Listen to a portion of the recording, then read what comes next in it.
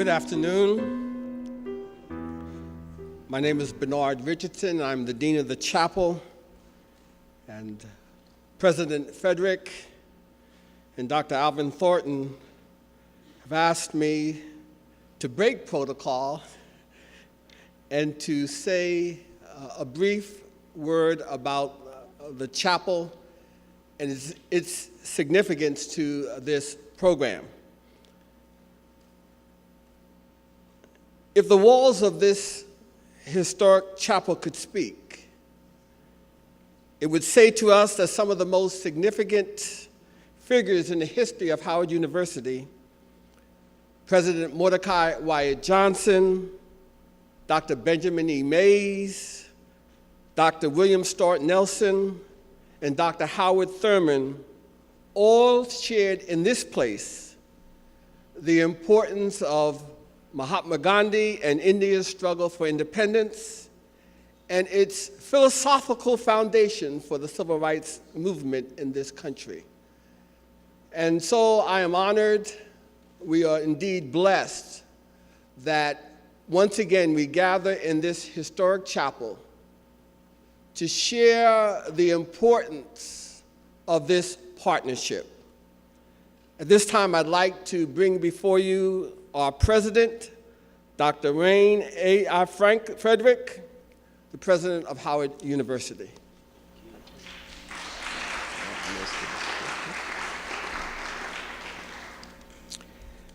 I'd certainly like to extend the university's welcome to Ambassador Rao, Her Excellency. We are very pleased to have you here today. Howard University represents a very, very strong commitment to the social justice agenda. That agenda is rich and is deep, and today I think you will once again see our recommitment to that.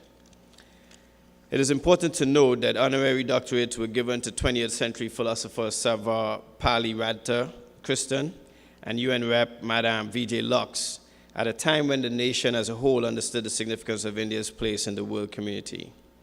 In this very chapel, William Stewart Nelson talked about his years spent in India and his relationship to Mahatma Gandhi. Dr. King also asked him for advice and direction on nonviolence. And the university played a significant role in educating this nation about India's struggle for independence. I don't think anyone can choreograph an event of this import as well as Dr. Thornton has, so I certainly have to extend my congratulations to him. And the ambassador and I will take that historic long walk over to Blackburn where we will unveil the photo, and I think as symbolic as that long walk is, I think it would be just as meaningful when we unveil that photo. So again, I welcome you here today, and Her Excellency, again, I want to thank you very much for being gracious with your time. Welcome.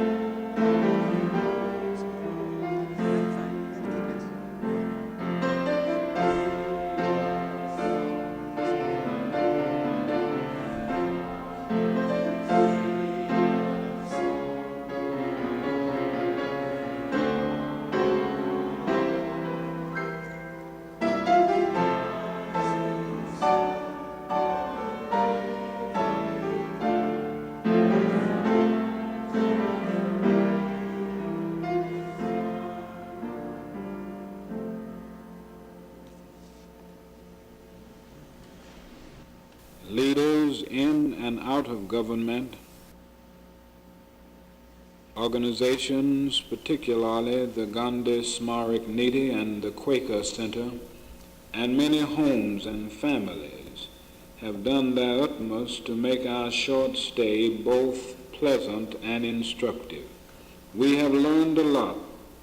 We are not rash enough to presume that we know India vast subcontinent with all of its people, problems, contrasts, and achievements. However, since we have been asked about our impressions, we venture one or two generalizations. First, we think that the spirit of Gandhi is much stronger today than some people believe. That is not only the direct and indirect influence of his comrades and associates, but also the organized efforts that are being made to preserve the Mahatma's letters and other writings, the pictures, monuments, the work of the Gandhi Smarak Nidhi and the movement led by the Saint Vinoba Bhave. These are but a few examples of the way Gandhiji will be permanently enshrined in the hearts of the people of India. Moreover, many governmental officials who do not follow Gandhi literally apply his spirit to domestic and international problems. Secondly, I wish to make a plea to the people and government of India. The issue of world peace is so critical that I feel compelled to offer a suggestion that came to me during the course of our conversations with Vinoba Bhave. The peace-loving peoples of the world have not yet succeeded in persuading my own country, America, and Soviet Russia to eliminate fear and disarm themselves. Unfortunately, as yet America and the Soviet Union have not shown the faith and moral courage to do this. Vinobaji has said that India or any other nation that has the faith and moral courage could disarm itself tomorrow, even unilaterally. It may be that just as India had to take the lead and show the world that national independence could be achieved nonviolently, so India may have to take the lead and call for universal disarmament. And if no other nation will join her immediately, India may declare itself for disarmament unilaterally. Such an act of courage would be a great demonstration of the spirit of the Mahatma and would be the greatest stimulus to the rest of the world to do likewise. Moreover, any nation that would take such a brave step would automatically draw to itself the support of the multitudes of the earth, so that any would-be aggressor would be discouraged from risking the wrath of mankind. May I also say that since being in India, I am more convinced than ever before that the method of nonviolent resistance is the most potent weapon available to oppress people in their struggle for justice and human dignity. In a real sense, Mahatma Gandhi embodied in his life certain universal principles that are inherent in the moral structure of the universe. And these principles are as inescapable as the law of gravitation. Many years ago, when Abraham Lincoln was shot, and incidentally he was shot for the same reason that Mahatma Gandhi was shot for, namely for committing the crime of wanting to heal the wounds of a divided nation. And when he was shot, Secretary Stanton stood by the dead body of the great leader and said these words, "Now he belongs to the ages." And in a real sense, we can say the same thing about Mahatma Gandhi, and even in stronger terms. Now he belongs to the ages. And if this age is to survive, it must follow the way of love and nonviolence that he so nobly illustrated in his life. And Mahatma Gandhi may well be God's appeal to this generation, a generation drifting again to its doom. And this eternal appeal is in the form of a warning. They that live by the sword shall perish by the sword. We must come to see in the world today that what he taught and his method throughout revealed to us that there is an alternative to violence, and that if we fail to follow this, we will perish in our individual and in our collective lives. For in a day when Sputniks and explorers dash through outer space and guided ballistic missiles are carving highways of death through the stratosphere, no nation can win a war. Today we no longer have a choice between violence and nonviolence. It is either nonviolence or non-existence.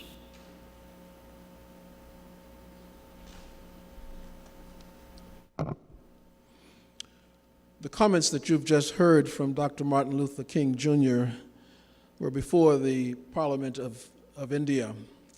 And those comments were shared with us and brought to us by the Embassy of India, and we thank the Embassy very much. We would now like to have the introduction of the ambassador, which will be done by one of our professors, Dr. Marilyn Sofoco. She's professor of world languages and literature at Howard University and also the organizer of the now famous Women Ambassadors Program at Howard University. How fitting. Dr. Sofoco.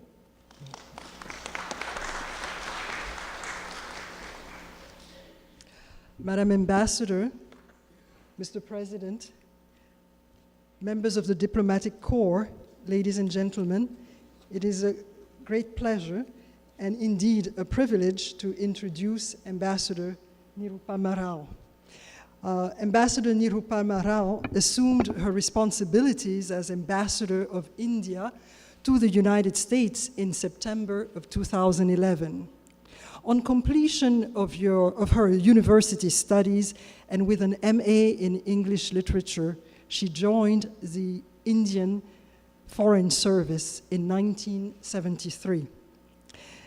In a diplomatic career spanning over 3 decades, she served in various world capitals, including Washington, Beijing, and Moscow. She acquired extensive experience in India-China relations, having served in the East Asia division of the ministry at policy-level capacities for several years, and later serving as India's first woman ambassador to China from 2006 to 2009. Her other ambassadorial assignments include Peru, Bolivia, Sri Lanka, where she also was India's first woman High Commissioner. Ambassador Rao has served previously in Washington in the capacity of Minister of Press and Cultural Affairs at the Indian Embassy from 1993 until 1995, so she's of course no stranger to Washington, D.C. She has also served in Moscow as Deputy Chief of Mission at her embassies, at her country's embassy there in the late 1990s. On return to New Delhi, she was designated as spokesperson of the Ministry of External Affairs in 2001, the first woman Indian Foreign Service officer to hold this post.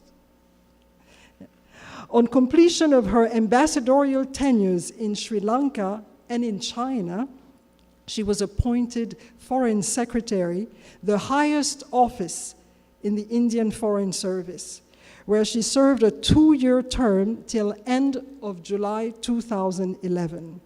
Ambassador Rao was a fellow at the Center for International Affairs, now the Weatherhead Center at Harvard University in the early 1990s. She was also a distinguished international executive in residence at the University of Maryland at College Park from 1999 until 2000. Ambassador Rao was conferred the degree of Doctor of Letters honoris causa by Pondicherry University at its annual convocation on May 19, 2012.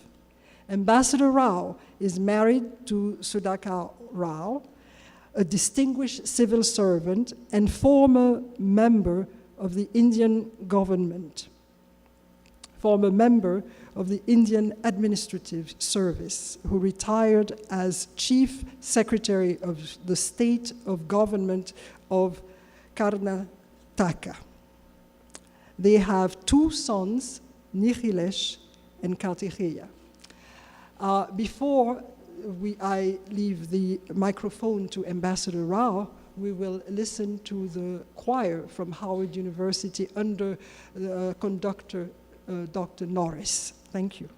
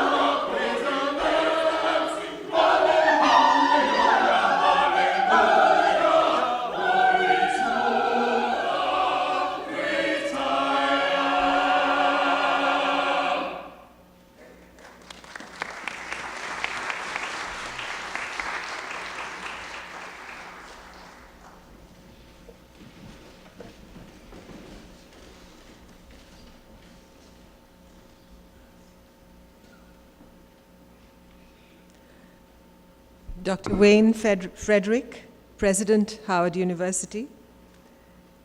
The Reverend Dr. Barnard Richardson, Dean of the Rankin Memorial Chapel. Mrs. Lalita Kaul. Dr. Marie Sifokle, I hope I pronounced it correctly. Distinguished guests, ladies and gentlemen. I'm so privileged and honored to be here in this beautiful chapel at Howard University today to deliver the annual Martin Luther King Jr. Mahatma Gandhi Memorial Lecture. I know that there has been a very long line of extremely distinguished speakers who have delivered this lecture in the past. I hope I will do them justice, and all of you too, when I speak before you today. The topic for my speech today is Gandhi for our century, the message enduring. And I'm going to approach the topic of my talk today from the situation in which we as humanity find ourselves today. We live in a shambolic world, and we often hear there is need to reinvent ourselves. The question we must ask is, do we have the talent and the imagination to do so? The population of the world is close to 7 billion today, and we are very much on the cusp of unsustainable development. Is our model of economic growth based on consumption and more consumption sustainable? Our resources grow more finite. It is said that there are more people with access to telephones than toilets in Asia today. I heard a definition of sustainable development the other day. It said, we should treat the world as if we intended to stay. And that reminded me of Gandhi and his life and his message. For that great soul, the Mahatma, as he was called, the provision of water, basic education, and food would have trumped technology, finance, and open markets. Not that he would have denied technology and business, but he would have stressed fundamental freedoms in a borderless world where sustainability, the economy of life, and good open governance would provide the benchmarks for gross transnational happiness on an interconnected, integrated planet. Montaigne once said, "Nothing human is foreign to me." Those words could have been Gandhi's too. Standing here before you in one of America's renowned universities, I can assure you that Gandhi would have stressed that you should receive an education that is ethical, that makes you exceptional, promotes critical thinking, and builds in you a sense of responsibility rather than entitlement. I can almost visualize him speaking to you that while we live in a flattened world, and you must be a cosmopolitan citizen of the world, aware of the interconnectedness of global existence today, you must also be engaged closely with your local community, the thinking globally but acting locally principle, or as Kwame Appiah calls it, rooted cosmopolitanism. In a gentle way, you can shake the world, Gandhi said. And I think what he meant was that when you cultivate a sense of strong civic engagement and do not do to your fellow man what is hateful to you, you have absorbed the meaning of the true rule of law. The rest, as they say, is commentary. At the center of my talk today is the example provided to us by a great life, two great lives, in fact, Dr. King and Mahatma Gandhi, snuffed out by assassins' bullets. Gandhi died 65 years ago. His was a life snuffed out, as Dr. King's was, only in the physical sense. Because his voice, and I refer to Gandhi's voice now, his spirit and the power of his example, just as Dr. King's, are a force most powerful and infinite.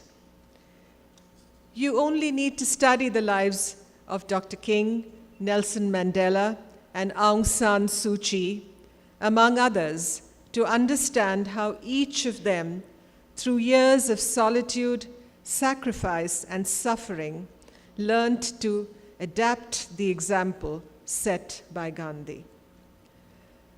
Today, the media, the mall, and the multiplex tend to determine the wavelength of our times, the zeitgeist. Should our young people, our demographic dividend, absorb their lessons for life through these 3 M's? Or should their consciousness be shaped by issues of concern to plural societies such as ours, the environment and its increasingly challenged quality, gender violence, sustainable development, socially responsible entrepreneurship, the value of diversity, and appreciating truth and goodness other than our own? That would be the Gandhian way. And that is echoed in these words by Robert Nash. What he says, and I can hear the echo of Gandhi here, is that we need a certain liberality of character marked by the virtues of self-discipline, obligation, civility, tolerance, fairness, and generosity. The concept and the philosophy of nonviolence espoused by Gandhi was a living construct and not a theoretical abstraction. He applied it to the arena of India's freedom struggle.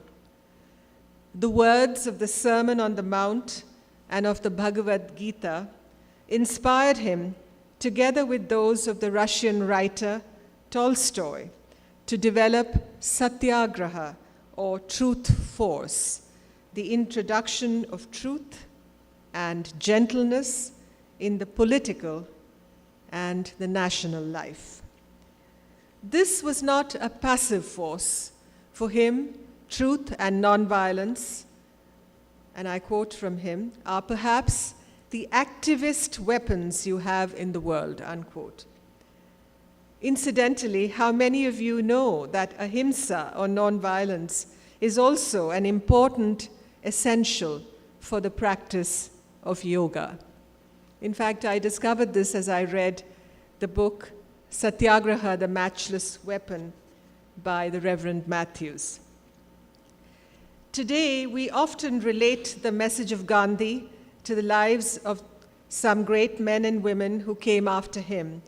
The powerful example of Martin Luther King Jr., with the commemoration of the 50th anniversary of the March on Washington, is still fresh on our minds, and that is the image that comes before us.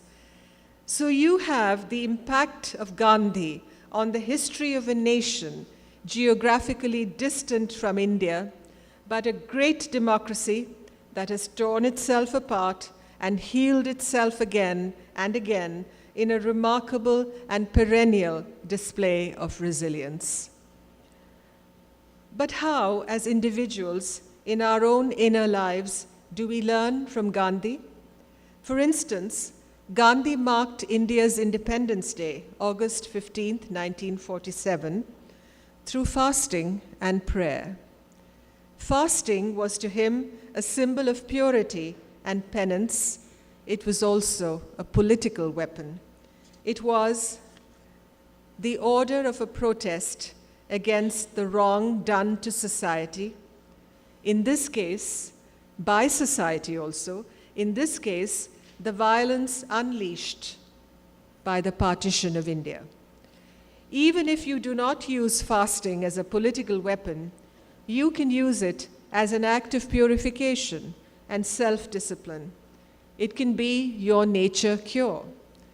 The other weapons are silence, through which Gandhi felt he would cultivate the inner voice.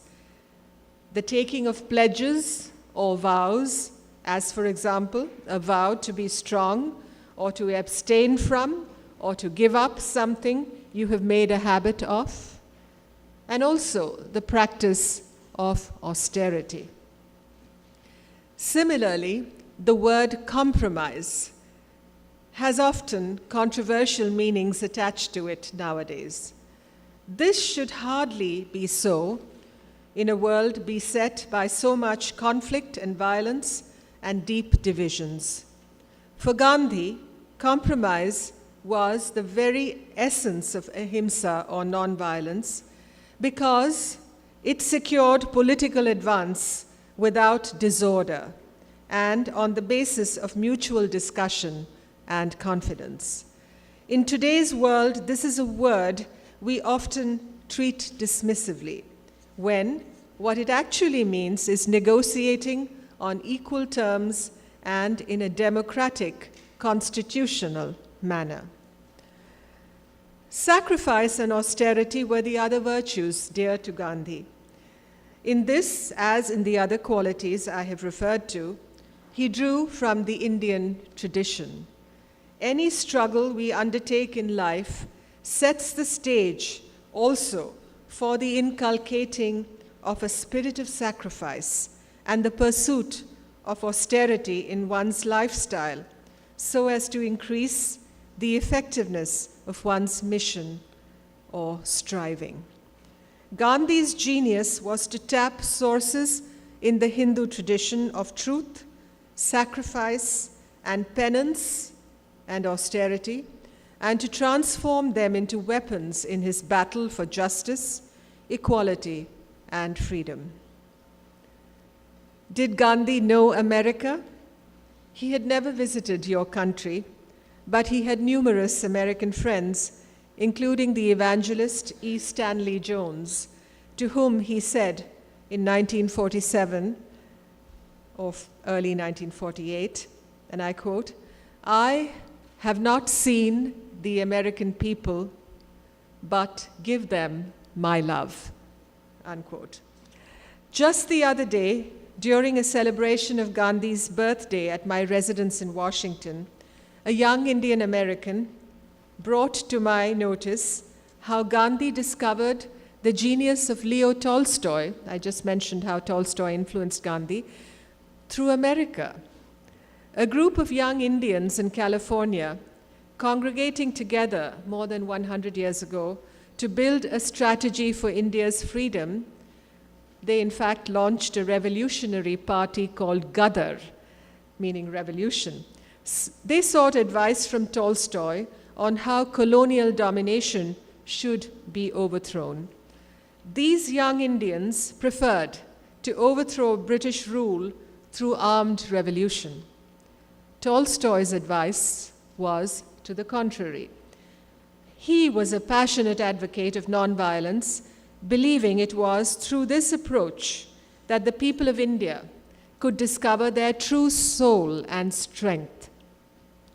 His letter to a Hindu was published in the official newspaper of the Gadar Party in 1909 in California and seen by Gandhi in South Africa sometime later. He was so impressed by what Tolstoy had to say that he ran the letter in the Indian Opinion paper and began his historic correspondence with the Russian writer, who greatly influenced the adoption of his strategy of nonviolence. From 1915 onwards, African Americans in the United States had begun to hear of and study Gandhi. They included W.E. Du Bois and Booker T. Washington. In the late 1920s, 1929 to be exact, began a correspondence between George Washington Carver in Tuskegee, Alabama, and Mahatma Gandhi, my beloved friend Gandhi, as Carver called him, on the kind of food that he, Gandhi, should include in his diet that would provide him with the nutrients essential to build his physical endurance as he embarked on his strenuous struggle for India's freedom. In the early 1940s, the stream of African American visitors to India to see Gandhi and learn of his work became even more strong, together with the realization that nonviolence offered immense possibilities for African Americans seeking to end racial discrimination and segregation. Benjamin Mays, who left such an indelible imprint on the life of your university, Howard Thurman, and Bayard Rustin were some of these African Americans who went to India and came back truly moved by Gandhi and the sanctity of his approach in seeking an end to foreign domination in India. It was around this time also that a young Indian woman named Kamala Devi Chattopadhyay spent a few months touring America.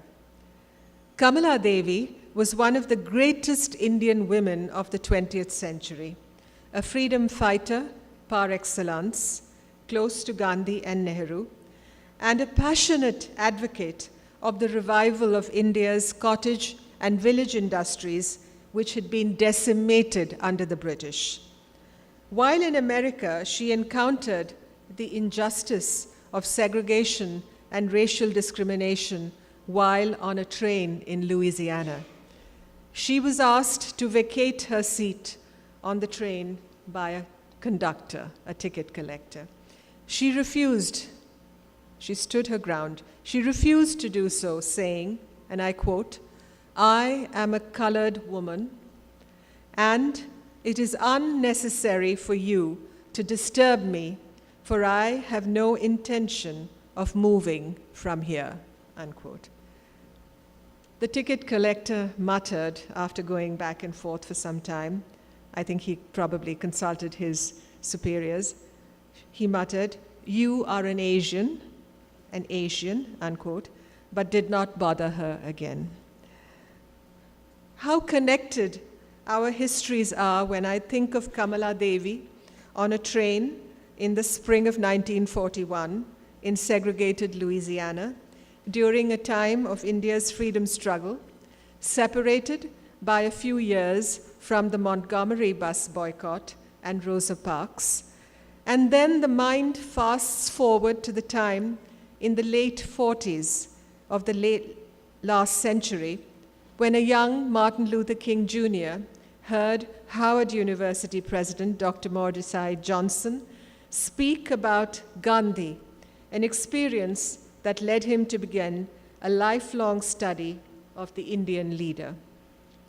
Years later, Martin Luther King and his wife Coretta spent a month in India, touring the length and breadth of the country, learning from the land of Gandhi, and concluding that the choice for mankind was between nonviolence and non-existence. You just heard the words of Dr. King addressing the nation of India on the eve of his departure from our country in 1959.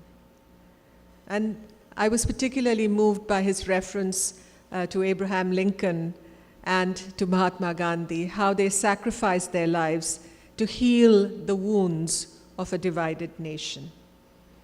and they truly belong to the ages, as Dr. King said. All this reminds me of the inescapable network of mutuality of our existence and the fact that we are tied in a single garment of destiny, as Martin Luther King said. The zigzag of interconnected existence between African American communities here in the United States and the people of India, as we articulated the grammar, the idiom, and the action to end discrimination and domination by one race against another, makes for a fascinating and compelling history. The influence of Gandhi has by no means ceased. His political action strategy, the cause of nonviolence, continue to inspire struggles across the world. The management of diversity with courage and foresight is also an important lesson from Gandhi that we must learn. I've just heard that Sheryl Sandberg is going to be here with you later this evening and going to be discussing diversity in the high technology industry. So again, I'm talking of the interconnectedness of all that we do and the relevance of the lesson, the life of Mahatma Gandhi and great personalities like Dr. King. In a post-9/11 world, we see a great deal of strident masculinity in the responses to situations in need of solutions. The art of negotiation and the spirit of compromise are given much less value. We have come to celebrate violence. Increasingly, the idea of a commons, where people of the world share and include rather than exclude or marginalize, has escaped us. This is not the world Gandhi lived and died for.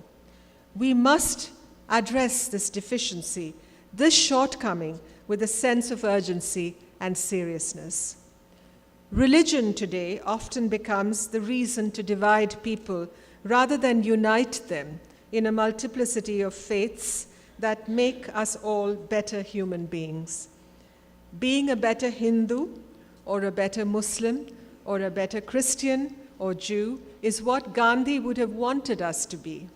But being a better exponent of one's religion does not mean that we must grow into fundamentalists or religious radicals. Unfortunately, the trend where religion divides rather than promotes harmony and provides a breadth of vision is becoming all too prominent. Gandhi would have fought such senselessness, and we must do so. We have to cut off the chain of hate, as Dr. King said. I believe the best ways to help ensure that the message of Gandhi would be enduring is to apply his thoughts and his principles to our daily lives, because the shelf life of these principles is by no means limited. The young bloggers who launched the Arab Spring 2 years ago were inspired by Gandhi. It is unfortunate that their struggle has not yet consolidated its strength as it seeks more democracy, secularism, and economic opportunities. The fact that Gandhi still lives through his message is borne out also by the work of the American Gene Sharp, whose study of Gandhi has been exhaustive and detailed, as his manual From Dictatorship to Democracy, translated into 30 languages, would suggest. Sharp lists 198 methods of nonviolent action for practitioners to follow. These include prayers and worship, singing, and assembling to protest. In November 2010, standing before the Parliament of India, the world's largest democracy, President Barack Obama spoke of how Mahatma Gandhi influenced and inspired him. He said, "I am mindful that I might not be standing before you today as President of the United States had it not been for Gandhi and the message he shared with and inspired America and the world," unquote. I hope Gandhi will inspire all of you young students particularly, in the same way. And if you choose a career in public service, I am sure his precepts and his wisdom will guide you along your way in your life's journey. Also, understand the productive and revolutionary potential of sharing your knowledge with generosity, as Gandhi would have wanted you to. Be votaries for development and practitioners of peace. And let us, therefore, offer constant prayer to what the subcontinental poet from Pakistan, Faiz Ahmed Faiz, born in India, he went to Pakistan after partition, but speaking of Gandhi, after Gandhi died, he referred to what he called Gandhi's ageless life. And let us offer homage to that ageless life of this great son of humanity, Mahatma Gandhi. Thank you.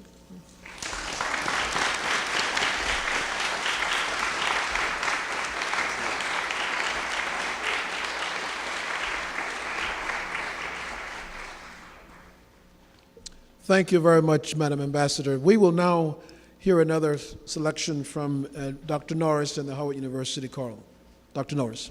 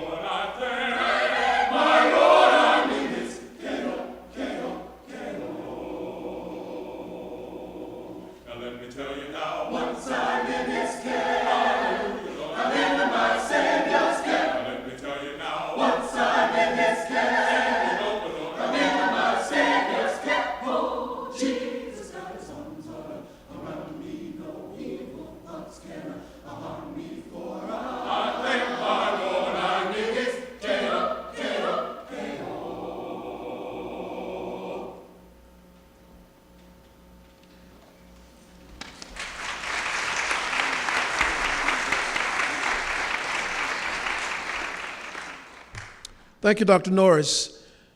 When we were organizing this event, Madam Ambassador, it was a small committee of individuals that I'll recognize shortly, but we didn't realize that we had in our midst a sister, a daughter of India, who's been a member of our faculty for more than 3 decades.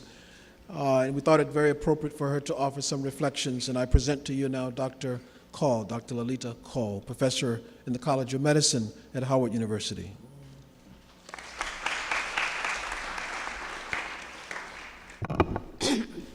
Thank you, Ambassador Rao, for giving such inspirational and informative speech, and some of the things I knew more. And we have had this program since 1958, then it went into hiatus, and we had various speakers, including Dr. King, and today we are reviving again, and with your presence, and President Frederick, Dean Richardson, Dr. Thornton, Dr. Stockley. I have been invited by the planning committee to give few remarks, my reflections at Howard University, where I have spent about half of my life, more than half. I came here as a teenager.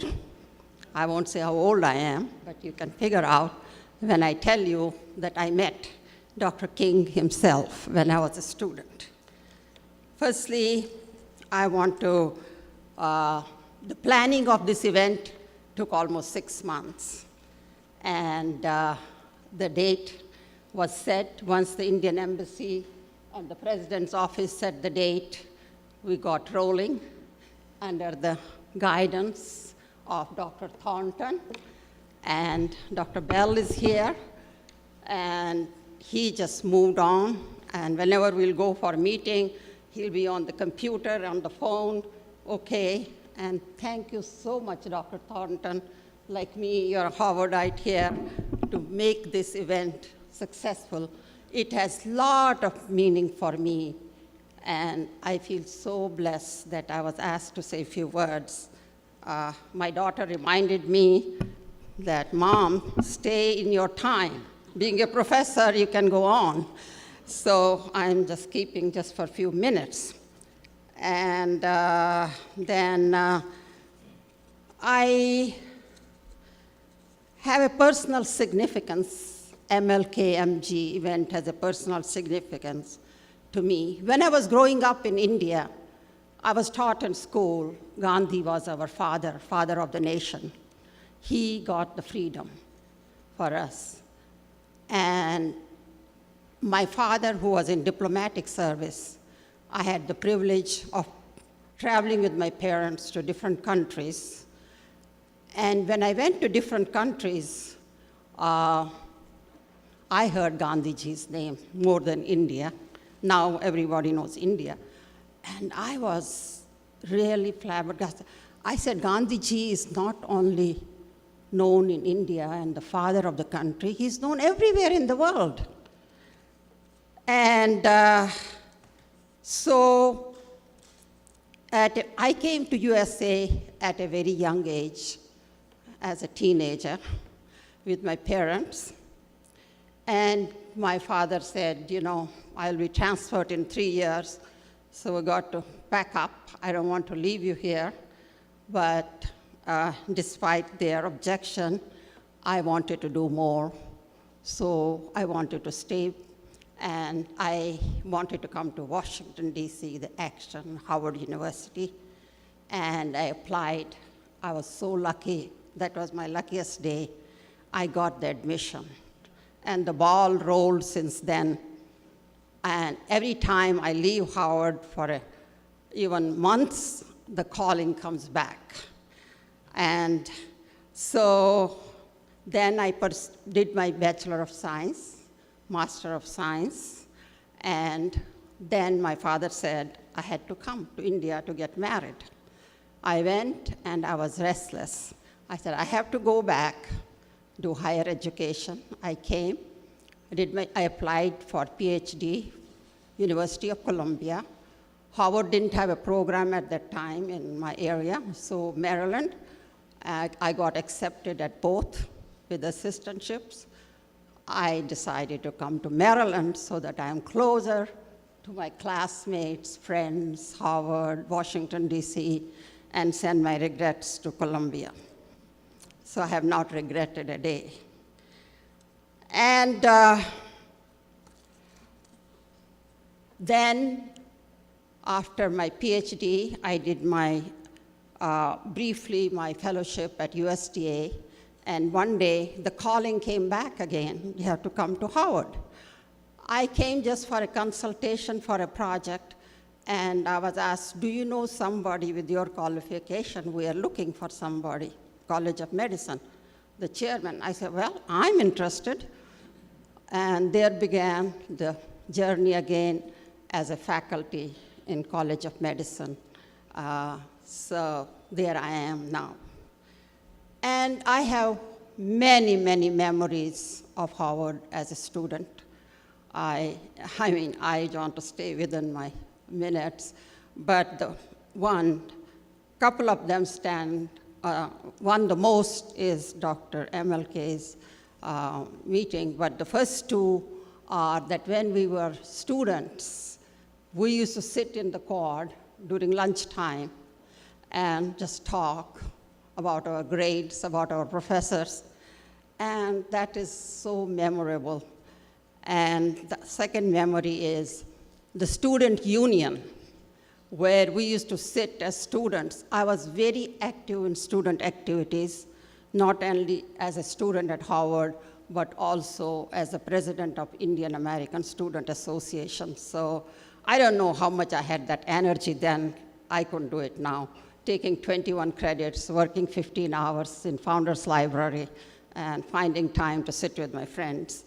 And the student union, which is called now Blackburn Center, where we'll be going to the unveiling of the wall as well as, and it is named after Dean Blackburn. And it happened to be, I worked as an assistant in Dean Blackburn's as a student, paying student to help me pay the tuition. And there were no computers then, and my job was to file the grades of the students. And one day, Dean Blackburn, everybody was scared of him, so he called me, says, Miss Call, I said, yes, sir. And he said, you are filing student grades. I said, yes, sir. He says, you have a lot of friends. I see you are very active. You are not supposed to say anything to anybody if you see anybody's grades. I said, my lips are zipped. I will not. It's confidential. So when we will go in the groups and somebody says, ha ha, I got an A, I said, oh my God, he got a C. I just feel, I just filed his grades. So it's so hard when you're young, to keep still. But the most memorable and vivid memory I have is I met Dr. King when I was an undergraduate student. As I said, I was active in the student activities, and he was invited to the campus. I think it was just after the march. And the student union, of course, we couldn't afford anything. It was just chairs and tables, and he was very down to earth. And there was an empty chair. I happened to sit next to him. When I close my eyes, I get the whole picture. And we didn't even realize till they called his name to come and speak. And we exchanged. He talked to me so much about nonviolence, how impressed, that he went to India, he and his wife, and then said, we should keep in touch. And I said, I want to be also involved what you are doing. He said, sure, we have a lot of young people there. And that's the most, can you imagine having met Dr. King, sitting next to him when there were 40, 50 people, and shaking the hands. And whenever I think of, my whole body starts, I said, God. And then came this terrible news. And he was violently gunned down, just like Mahatma Gandhi ji. They both gave their lives. for freedom of their country from discrimination and injustice. And these are some of the things I wanted to share with you. Before that, I would like to read. I have several books on Gandhiji, as many people have. Okay.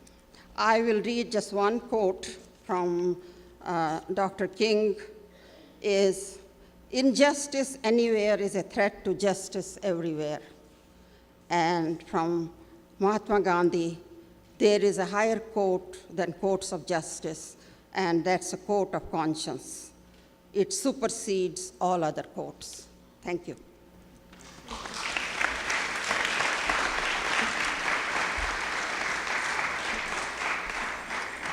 Thank you. Was I in time? She's worrying about her time. You did well.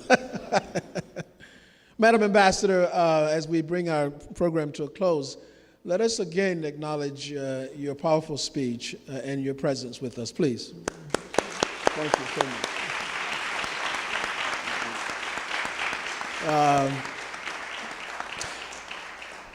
Dr. Frederick, we've always talked about persons taking the long walk, and we have another long walker today.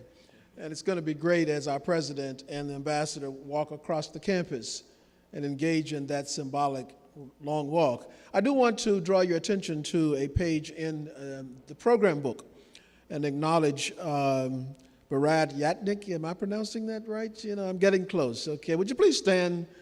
As a result of the good offices of the Embassy of India and Mr. Yatnik's generosity, we will have Dr. Frederick the unveiling shortly of the photo wall of King and Gandhi. And as it was being installed on Friday, you should have seen the excitement of our students as they saw it coming into being. And they started to look at it and interact and all of that. And so shortly it will be unveiled in the basement of the Blackburn Center, thanks to your good offices for as long as we want to keep it, Dr. Frederick. Students will be able to electronically interact with the lives of these two great men and to engage in scholarship with each other and throughout the world. So thank you so much for that generosity. I want to acknowledge, before we close, the work, Dr. Frederick, of the committee, Dr. Bell, Ms. Pittman, Dr. Call, Dr. Sofoko, and myself. Thank all of you for attending, and those of you who will be joining us shortly for the reception, which will be held in the Blackburn Center. Thank you so much.